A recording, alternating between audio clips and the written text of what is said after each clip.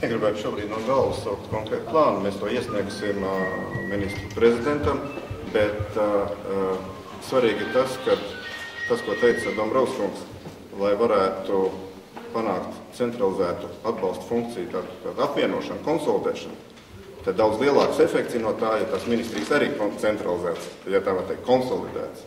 Un es paredzu, ka ierēdniecība kopumā mēģinās pretoties, līdz ar to būs vajadzīgi tomēr politiski lēmumi.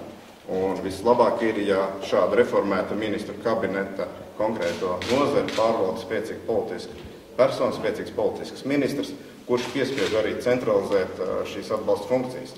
Bet attiecībā par atbalsta funkcijām šodien es saņēmu nepārprotam Dombrovskis apstiprinājumu, ka viņš visu savu ministru prezidentu atbalstu zālāk šai iniciatīvai sniegs, un to mēs jau tuvākā laikā, acīm redzot, vismaz pilotu, acīm redzot, programmas ietvaros kādos redzēsim.